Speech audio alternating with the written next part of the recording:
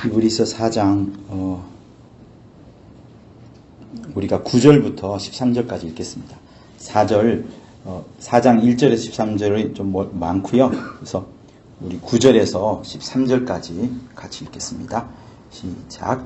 그런즉 안식할 때가 하나님의 백성에게 남아있도다. 이미 그의 안식에 들어간 자는 하나님이 자기 일을 쉬심과 같이 자기 일을 쉬느니라. 그러므로 우리가 저 안식에 들어가기를 힘쓸지니 이는 누구든지 저 순종치 아니하는 본에 빠지지 않게 하려 함이라. 하나님의 말씀은 살았고 운동력이 있어 좌우의 날선 어떤 것보다 예리하여魂과 영과 및 관절과 골수를 찔러 쪼개기까지 하여 또 마음의 생각과 뜻을 감찰하니 지으신 것이 하나라도 그 앞에 나타나지 않음이 없고 오직 만물이 우리를 상관하시는 자의 눈앞에 벌거벗음 같이 드러나느니라. 아멘. 주일날 우리가 공부하고 있는 요한복음에 보면 예수께서 이런 말씀을 하신 적이 있습니다. 내 때는 항상 준비되지 아니하였거니와 너희 때는 항상 준비되었다라는 말씀이 있습니다. 그 말씀을 감독님께서 뭐라고 말씀하시냐면 우리는 항상 준비가 됐는데 그 준비가 무엇을 하는 준비인가 하면 사실은 죄를 짓는 준비, 세상을 향해 흘러가는 그 나의 욕심이 드러내는 그 행동이 드러내는 마침의 그 끝인 죄를 드러내는 것에 항상 준비가 되어 있고 주님이 준비하시는 그 하나님의 의를 이루는 것은 곧 당신이 하나님의 뜻대로 죽으셔야 되는데 그때는 항상 준비가 된 것이 아니라 아버지께서 정해주시는 그 때와 그 장소에서 일을 마치셔야 되기 때문에 그때가 준비되지 않았다는 것을 이제 말씀을 하신다고 했습니다. 그거를 쏙 우리 것만 딱 끄집어내자 보면 우리는 우리 사람은 우리 인간은 항상 죄를 지을 수밖에 없는 늘 준비가 된 그러니까 우리의 끝은 우리의 결국은 반드시 지옥으로 갈 수밖에 없는 그 멸망의 자식이라는 것이 이제 분명한 겁니다. 그런 우리에게 있어서 그럼에도 불구하고 우리를 하나님의 나라로 이끄시는 것은 예수의 보혈이 있기 때문에 겨우 우리 영혼이 이제 사는 거예요. 우리는 오늘도 말씀을 드렸다시피 끊임없이 죄를 이기려고 하지만 육신이 있는 동안에는 영원히 이 죄를 이겨낼 수가 없습니다. 그래서 우리 날마다 혹은 때를 따라서 주님 앞에 나아갈 때 보혈을 들고 나아가는 것이에요. 구약에 여러분 유대인들이 드렸던 제사를 한번 가만히 생각해 보십시오. 늘 하는 것이 뭐였냐면 양을 잡아다가 피를 성전에 뿌리고 대제사장이 나와서 이제 너희 죄가 사해졌다라는 것을 매년마다 해오는 일을 해왔습니다. 항상 그렇게 했었어요. 항상 피를 뿌리고 죄를 도말하고 피를 뿌리고 죄를 도말하고 물론 유대인들은 그때에 그 일을 하면서도 자기들이 성전에 올라가서 어떻게 이렇게 제사를 드리니까 자기들의 염원을 담았겠죠. 자기들의 소원을 우리 아들이 잘 되게 해주세요. 사업이 잘 되게 해주세요. 등등 이런 것을 담았습니다만 그 제사의 가장 큰 흐름은 죄를 없이 하는 것 그것이었습니다. 사람들의 염원을 담긴 했지만 그 모든 것들은 다 사라지고 하나님이 백성들에게 베풀어 주어야 되는 죄사함이 없으면 그 모든 것들은 하나도 없어지는 겁니다. 아무리 염원이 해결된다 하더라도.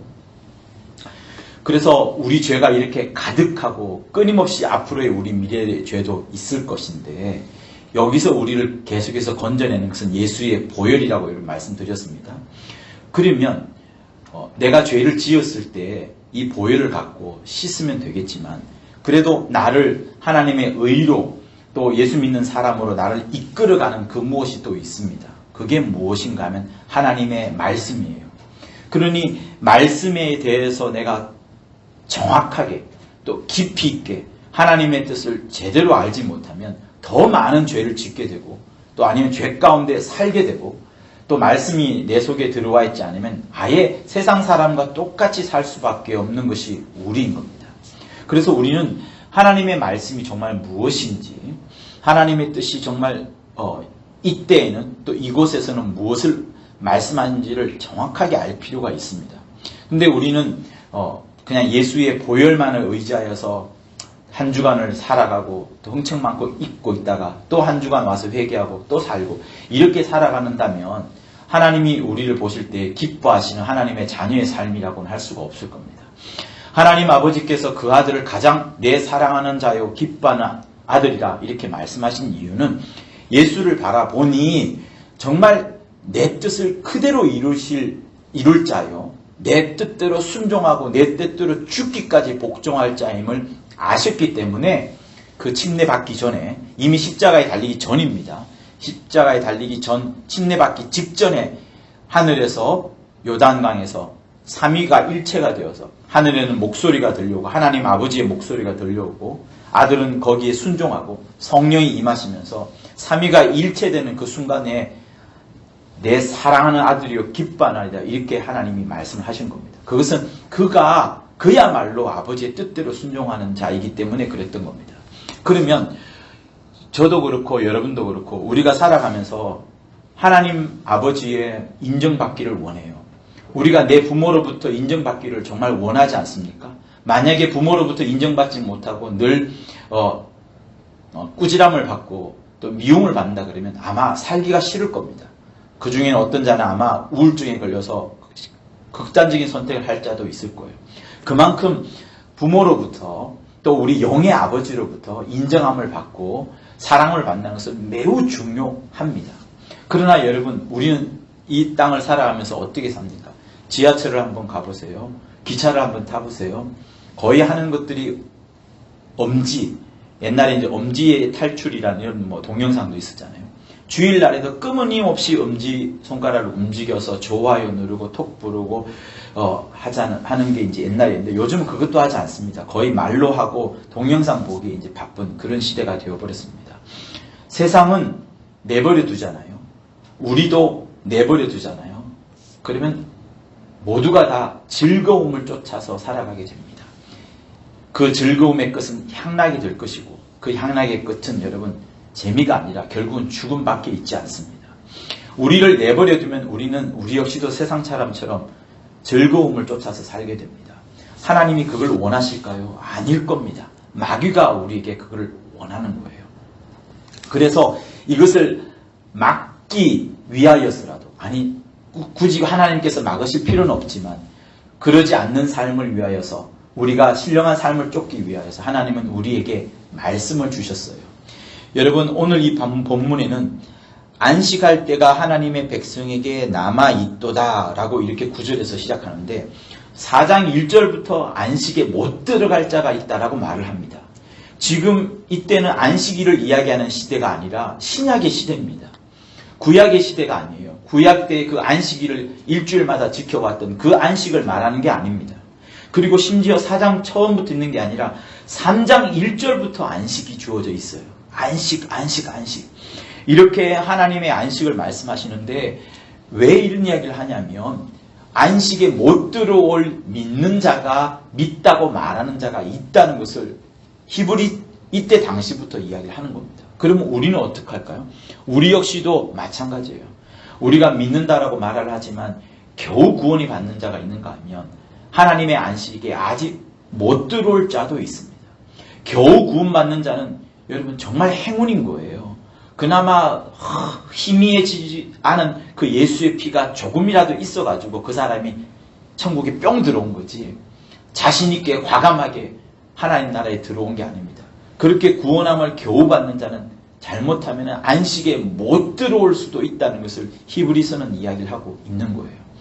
그런데 그 안식에 들어오지 못하는 자들이 어떻게 하면서 안식에 못 들어가냐면 전체적인 흐름은 하나님의 말씀을 경히 여기면서 그렇게 된 겁니다. 여러분, 하나님의 말씀이 매우 중요합니다. 그러면 무엇이 하나님의 말씀인가요? 라고 우리는 두루뭉실하게 또 생각할 수도 있겠습니다. 여러 말씀이 있겠지만 사실 하나님은 특징적으로 또 객관적으로 또 특정한 날을 정하여서 우리에게 말씀을 주신 게 있습니다. 그게 뭐냐면 주일 메시지를 말씀하시는 거예요. 여러분, 주일 메시지는 정말로 중요합니다. 주일 메시지를 전하는 사람도 중요하지만 그 주일 메시지를 전하도록 하나님이 명하신 거예요. 특정한 날을 정하여서 특정한 시간대에 특정한 사람으로 하여금 여러분 모두에게 하나님의 메시지를 모든 사람이 동시에 받도록 주신 겁니다. 오늘 우리가 성찬식을 이뤘잖아요. 성찬식, 거룩할 성찬에다가 먹을 찬 혹은 테이블, 상찬 이렇게 할 수 있는데 영어로 보셨는지 혹시 보셨는지요? 영어로는 홀리 커뮤니언입니다. 커뮤니 할 때 커뮤니 이번엔 뭐겠습니까? 커뮤니티 할 때 서로 소통하고 서로 함께 나누고 하는 이런 걸 말하는 거예요. 그러니까 성찬을 하면서 우리 모두가 다 신령하게 다 주의 몸을 먹고 예수의 피를 마시면서 모두가 다 홀리하게 하나가 되는 그거를 성찬식이라고 말하는 겁니다. 그러니까 피를 나눠주고 살을 나눌 때 우리 모두가 정말 하나다. 누구 하나 높은 자 낮은 자 없다. 말씀을 전하는 자나 말씀을 듣는 자나 봉사하는 자나 봉사를 받는 자나 누구 하나 상관없이 다 예수 앞에 똑같은 위치로 있다. 그러면서 우리가 하나가 됐다. 이런 말씀을 이제 전해주는 것이 성찬이거든요. 그렇게 이렇게 다 하나로 모아주면서 하나님이 특정한 사람을 통하여 말씀을 주시는데 우리에게 하나님의 말씀이 여러 말씀이 있습니다만 한 주간 주어진 가장 객관화된 특정적인 말씀은 주일 메시지를 말씀하는 겁니다. 그래서 여러분 내가 어제 하루 종일 운전했다 그러면 주일날 말씀 듣기가 피곤할 겁니다. 피곤하면 졸려요. 졸린다고 해서 그것이 죄의 악이 아닙니다. 문제는 뭐냐면 그 말씀을 피곤하다고 해서 그냥 지나쳐버리고 다시 듣지 않는 그것이 여러분 죄의 악이 되는 겁니다. 다시 말하면 하나님께서 한 주간 우리에게 주신 말씀은 정말로 여러분들이 꼭 붙잡아야 되는 겁니다. 붙잡아야 되는 거예요. 주일 메시지는 반드시 붙잡아야 됩니다. 그거 놓치면은 여러분 계속해서 매주간씩 놓치기 때문에 나중에는 많은 것을 놓치게 됩니다. 아니 한번 부흥에 잘해가지고 성령 충만하게 말씀 한번 받으면 돼. 이것은 여러분 순간 뜨겁고 약을 먹는 그 수준이지만 여러분의 건강을 지켜내는 것이 약인 줄 아세요? 아닙니다. 몇 끼니마다 먹는 엄마가 차려주는 그 조그만 가난한 밥상 그것이 여러분을 사실 건강하게 만들어주는 거예요. 그래서 주일 메시지에 여러분 집중하고 또 집중할 필요가 있는데 못 들었다라고 하면 다시 한번 듣더라도 그것을 내 것으로 삼아야 됩니다. 여러분 제자들이 예수님의 12명이 예수님을 따라다닐 때에 기록을 했을까요? 했지 않았을까요? 성경에는 그게 나오지 않습니다. 그러나 여러분 상식적으로 이렇게 생각해 볼 수 있어요. 제자들이 가는 곳마다 사람들이 헌금을 합니다. 하나님은 아니지만 어쨌든 저가 하나님이 보내신 자처럼 느껴지고 감동이 됐기 때문에 저 많은 사람들을 이끌려면 뭔가 필요하다고 해서 사람들이 헌금을 던지는 거예요. 그러면 그것을 가룟 유다가 받아다가 이제 기록을 했을 겁니다. 얼마를 받은지 기록을 했을 거예요. 아마 이런 종이가 아니고 볼펜이 아니겠지만 희미하게라도 기록을 했을 겁니다. 제자들은 예수님의 말씀을 충격 계속 충격적이다 보니까 그거를 기록해 놓지 않을 수가 없었기 때문에 살짝 기록해 놓았던 겁니다. 그랬다가 그것을 나중에 한 40-50년 지난 다음에 이렇게 복음서로 나온 것이고 거기에 더 추가하여서 요한이 썼던 거예요. 그만큼 따라다니면서 볼펜이 없었고 연필이 없었지만 그들은 말씀을 기록을 했던 겁니다. 마음이라도 기록을 했던 거예요. 그래서 주일날 여러분들이 오전 메시지를 들으면 그것을 한 줄이라도 아니면 키워드라도 만들고 있거나 가지고 있어야지 내가 그것을 갖고 더 기도하게 됩니다. 그렇지 않으면 어떻게 되느냐? 내 모든 신앙이 하나님의 말씀과는 멀어진 하나님께 기도하고 하나님께 간구하지만 내 소원을 성취해 나가는 그 과정으로 예배가 교회가 흘러갈 수 있습니다. 그거는 여러분 매우 위험한 거예요.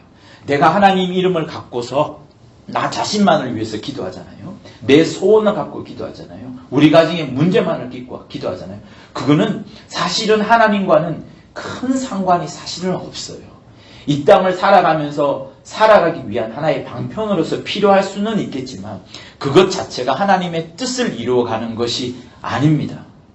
아까도 말씀드렸다시피 구약 때 이스라엘 사람들은 제사를 지냈어요. 그러면서 죄를 사하는 것이 그들의 가장 큰 목적이었습니다. 거기에 사람의 소원, 사람의 무엇이 들어가 있지 않아요. 들어가도 그것은 상달되지도 않습니다. 그런데 하나님은 우리를 불러다가 지금 이 시대에 우리에게 원하시는 것은 여러분과 나의 죄를 사해 주는 것은 당연하거니와 하나님의 메시지를 주면서 세상 가운데에 여러분의 삶 가운데에 여러분의 월화수목 금토요일 가운데에 하나님의 뜻이 진짜로 이루어지기를 원하시는 것이 하나님의 소원인 거예요. 여러분의 소원을 듣고 해결해 주는 그것으로 끝난다 그러면 하나님은 하나님이 아니시라. 세상에 있는 여러 종교, 도깨비 방망이 혹은 알라딘의 마술 램프처럼 그런 것과 똑같습니다. 하나님의 뜻을 이루고자 하나님이 성령을 보내주셨고 하나님의 뜻을 이루라고 내게 보혈을 주신 다음에 이 땅에 남겨준 겁니다. 죄를 없이 하고 내가 천국 가는 것만 원한다 그러면 이 땅에 나를 남겨둘 필요가 없을 거예요. 그래서 우리가 갈등하는 게 뭡니까?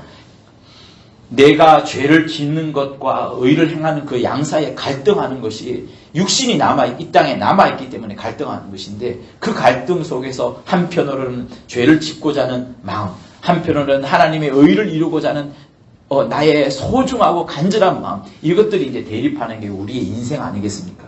그때 여러분들에게 계속 여러분을 인도하는 것이 하나님의 말씀이요. 특별하게 특정한 날에 나를 인도하는 것이 주일 메시지가 되는 겁니다. 그래서 주일 오전 메시지를 여러분 다 듣고 한 단어라도 반드시 남아야 되는 거예요. 한 키워드, 한 문장이라도 내게 남아야 됩니다. 그것이 메신저가 전하는 그 주된 메시지와 틀릴 수가 있어요. 오늘 주된 메시지의 첫 말이 뭐였습니까? 새 삶이었어요. 새 삶. 예수 믿는다는 건 새 삶입니다. 그러면 그 단어 그것만 받아도 되는 거예요. 그 말씀만 받아가지고 기도해도 충분합니다. 나머지 말씀 다 잊어도 괜찮습니다. 내가 받은 은혜가 말씀이 혹시 그게 아니고 다 털고 뒷부분에 어떤 특정한 부분, 전혀 저게 메시지요 키워드가 아니라고 할 수 있는 부분이 있다 할지라도 그게 내게 다가왔다 그러면 그것이 성령으로 내게 주시는 말씀인지라 그 말씀을 붙잡고 또 기도해야 되는 것이 맞습니다. 그런데 우리는 그런 메시지와 구별되게 내 소원만을 갖고 기도한다 그러면 그거는 여러분 잘못된 기도를 말씀하시는 거예요. 잘못된 예배를 말씀하시는 거예요. 우리는 그 신앙이 매우 중요합니다. 한편으로는 그것은 내 소원과 내 뜻을 이룬다 그러면 그건 종교가 되는 거고요. 하나님의 뜻과 하나님의 소원하는 바로 흘러간다 그러면 그거야말로 기독교가 되는 겁니다. 예수께서 우리의 소원, 우리의 뜻을 이루고 아니면 예수 개인의 그 소원과 뜻을 이루려고 이 땅에서 당신의 사역을 이루고 십자가에 돌아가신 것이 아닙니다. 오로지 아버지의 뜻을 행하시려고 하도 아버지의 뜻을 행하시고 또 아버지의 뜻을 말씀하다 보니까 그가 아버지를 나타내기 하나님을 나타내기에 부족함이 없는 참 하나님으로까지 고백되어질 만큼 그렇게 뻗어간 것이 예수님의 행동이었고 말이었거든요. 그것을 주님은 우리에게도 지금 원하시는 거예요. 죄 가운데 살고 내 뜻과 내 소원대로 살아가는 그것을 원하지 않습니다. 예수의 이름을 말하지만 자기의 소원을 성취하기 위한 그 의도로 교회 나오는 자도 하나님께서는 관심이 없으신 겁니다. 죽더라도 눈물을 흘리더라도 과부처럼 둘의 돈을 내더라도 사람들에게 질시와 조롱을 받더라도 아버지의 뜻을 행하는 자를 주님은 지금도 찾으시고 그를 사랑하시고 그를 챙기시려고 하시는 것이 하나님이시고 예수께서 우리에게 보여주신 겁니다. 그래서 성도 여러분 주일 메시지를 정말로 잘 들으셔야 되는 겁니다. 저는 주일 메시지를 들으면 거의 화요일 오후까지 거의 그 메시지 속에 빠져들어 삽니다. 그리고 혹시 내가 모르는 부분이 있다 그러면 또 찾아보고 찾아서 없으면 영어로 찾아보고 영어로 찾아봐서 없으면 그 유대인 어떤 사람한테 메일을 보내가서라도 막 찾아보려고 합니다. 그러다 보니 여러분 초막절에 관한 중요한 사실도 제가 제 블로그에 올렸지만 정말 중요한 사실도 제가 발견하게 된 그런 경우도 이제 있고 또 여러 경우가 있거든요. 여러분들이 주일 메시지에 빠져들어야 되고 시간이 없다 그러면 한 단어라도 조금 더 길다 그러면 한 문장으로도 그것이 내가 기도 제목으로 계속 기도할 수 있을 정도로 적어도 30분은 기도할 수 있을 정도의 메시지가 나와야 하는 것이 주님이 간절히 원하시는 바예요. 여러분 찬송가 우리가 부릅니다. 55장 때문에 말이 많았었죠. 55장 그거 사실상 중요하면 중요한데 또 중요하지 않다 그러면 중요하지 않다라고도 할 수 있어요. 그 찬송가 55장을 쓴 작사자가 누군가 하면 찰스 웨슬레라는 사람입니다. 요한 웨슬레가 성공회를 영국에서 시작하고 개신교로서 영국에서 큰 반향을 일으켰던 이제 굉장한 인물이죠. 근데 그 요한 웨슬레만큼 또 뛰어난 사람이 누군가 하면 찰스 웨슬레라는 사람입니다. 요한 웨슬레는 설교집이 남아 있어요. 그러나 찰스 웨슬레는 그 설교집을 갖고서 설교를 듣고서 말 타고 집으로 돌아가는 길에 자기 속에 떠오르는 하나님의 말씀을 전부 다 기록을 합니다. 말 위에서 기록을 막 하는 거예요. 그리고 말에서 내리면 그 말씀을 성경을 찾아다가 이제 딱 정리를 합니다. 어떻게 정리했냐 그러면 여러분 주보 있죠. 33줄. 그 33줄처럼 정리를 하고 그 옆에 이 말씀 시편, 요한복음, 마태복음 쭉 씁니다. 그래서 찰스 웨슬레가 쓴 작사집을 보면 사실은 이런 작사가 아니고요. 시와 같이 굉장히 압축되어 있고요. 그 옆에는 수많은 성구들이 기록되어 있습니다. 그래서 찰스 웨슬레의 그 작사곡을 보면 정말 한 편의 설교집이 아니라 할 정도로 놀라운 겁니다.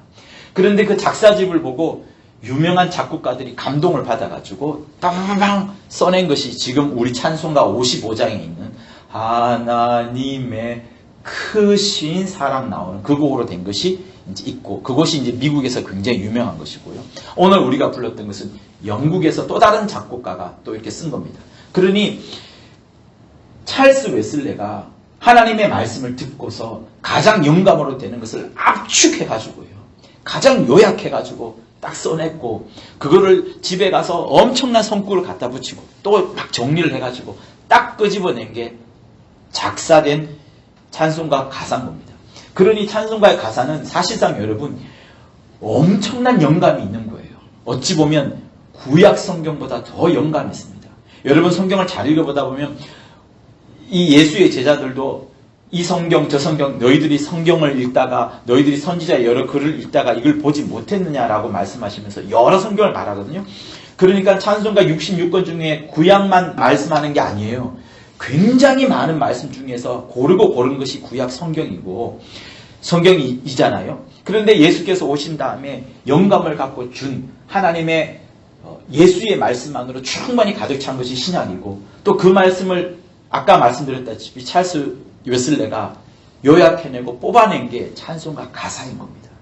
그래서 여러분들이 그것을 한번 보면 놀랄 정도로 정말 이 찬송가 가사는 메시지가 다시 말하면 주일 메시지가 빼곡하게 보석함처럼 잘 꿰n 구슬처럼 잘 꿰n 보석처럼 잔뜩 나열되어 있는 거예요.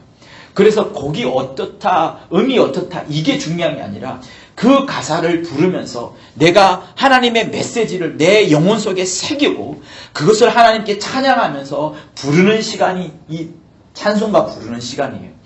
하나님의 말씀을 듣는 감독님의 설교 시간은 여러분이 듣습니다만 찬송가의 시간은 내가 내 영혼에게 그 메시지를 외쳐대는 시간이고 하나님께 들리도록 하는 것이고 하나님이 또한 내게 말씀해 주신 중요한 메시지의 시간이 찬송가의 시간인 겁니다. 그래서 주일은 여러분 어느 하나 뺄 게 없어요.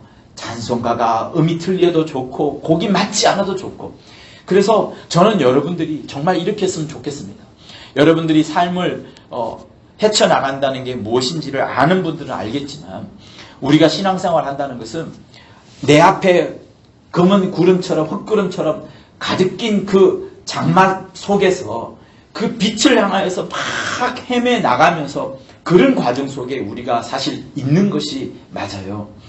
내 앞에 그냥 가득한 빛만 짱 있는 것이 아니라 우리가 육신을 가졌을 이때는 그 어둠을 헤치고 어두운 장마를 헤쳐나가고 검은 먹구름을 헤쳐나가다가 마침내 무지개가 보이고 그것을 넘어서 내 밝은 빛을 발견하는 게 여러분 우리의 신앙생활입니다. 그래서 혹시 말씀을 전하는 제가 여러분 앞에 말씀을 제대로 못했다 할지라도 저 사람이 지금 전하고자 하는 메시지가 도대체 뭔지를 여러분이 찾으면 그것은 여러분이 발견한 것이 되는 것이에요.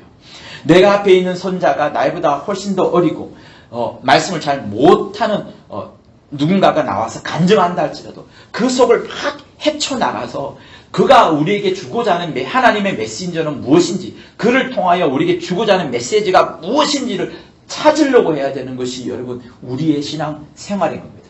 그래서 우리 앞에는 누가 있어야 되느냐?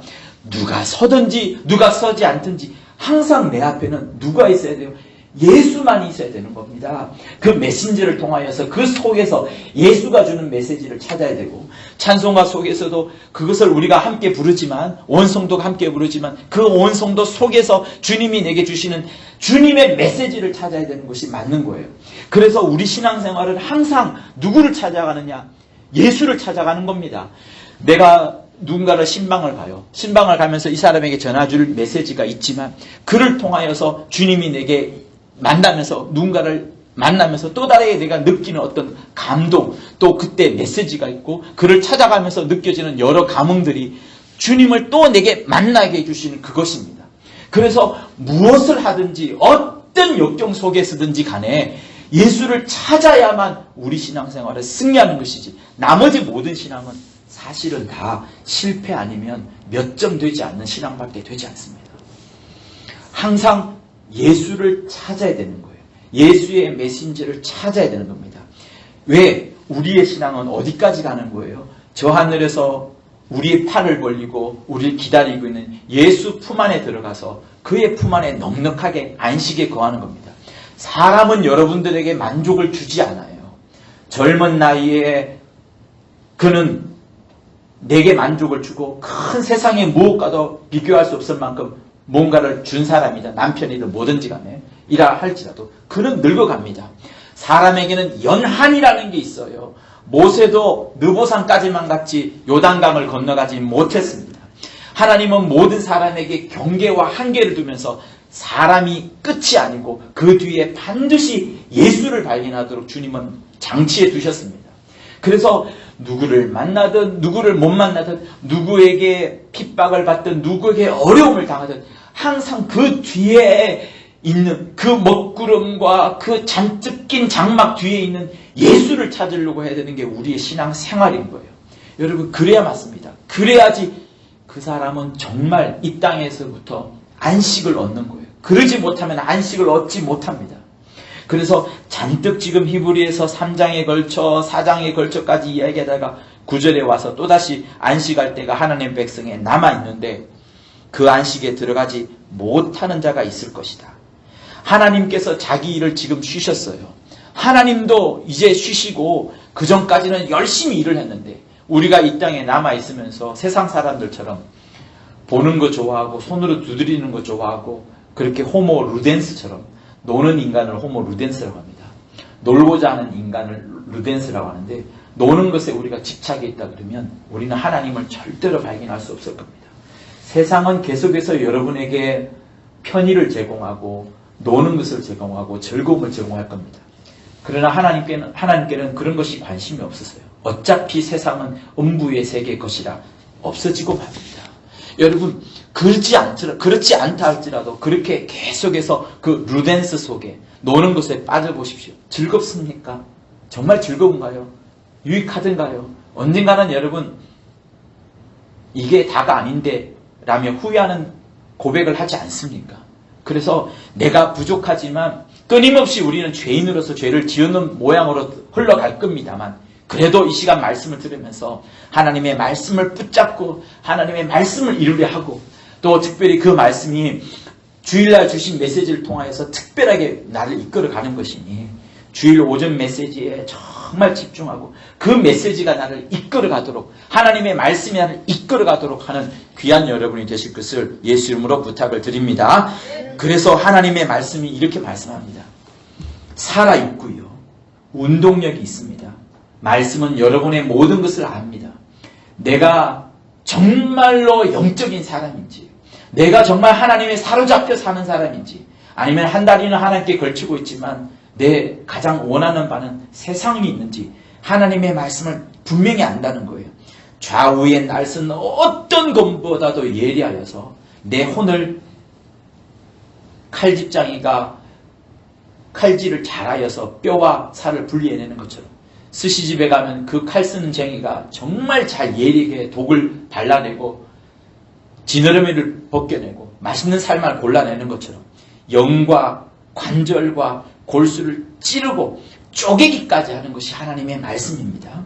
그렇게 주일날 여러분들이 하나님의 말씀을 들으면서 여러분의 영과 혼과 관절과 골수가 쪼개져야 돼요. 아, 이거 알고 보니 내가 세상을 향하는 것이었구나. 이거 알고 보니 정말 주님을 위한 것이었구나. 사람들은 내가 이거 세상을 위해서 사는 것 같고 세상을 위해서 돈을 버는 것 같지만 그래 너희들 내가 돈 번다고 그렇게 조롱하여라.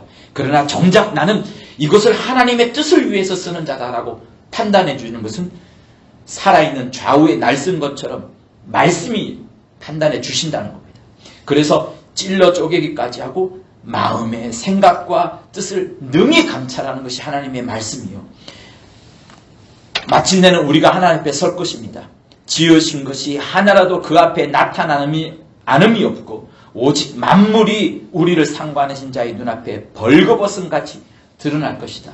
여러분의 심령 속에 정말로 하나님의 뜻을 위하여 살았느냐 아니면 살짝 세상의 뜻을 쫓아가며 살았느냐 하는 것은 나중에 그 만물을 상관하신 자 앞에 벌거벗듯이 우리가 드러나게 될 때 다 알게 된다는 겁니다. 목사도 알 수 없어요. 여러분의 남편, 여러분의 부인도 알 수가 없습니다.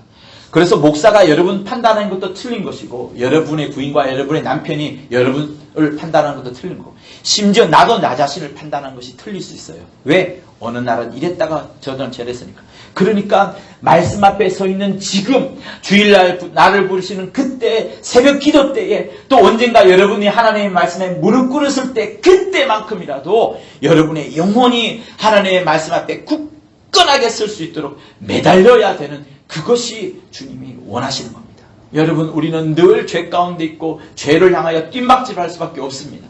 그러나 하나님의 말씀 앞에 있을 때만큼은 나를 하나님 앞에 고정시켜두고 특별히 말씀을 많이 기억하여야만 하나님의 말씀을 깊이 있게 또 하나님의 말씀을 생명 있게 뿌리 깊게 뿌리 내려야만 내가 나를 그나마 붙들어 주는 겁니다. 그래서 주일 오전 메시지에 여러분 집중하고 또 집중하라라고 말씀을 드리는 겁니다. 하나님의 말씀이 여러분의 혼과 관절과 골수를 찔러 쪼개기까지 하며 여러분의 깊이 있게 말씀이 뿌리 내릴 수 있기를 예수 이름으로 부탁을 드립니다. 할렐루야. 하나님 아버지 내가 말씀에 천착하게 하소서 말씀에 붙잡히게 하소서 주일 메시지에 정말 온전히 붙잡혀 살아가는 자가 되게 해달라고 예수 한번 하며 기도합니다.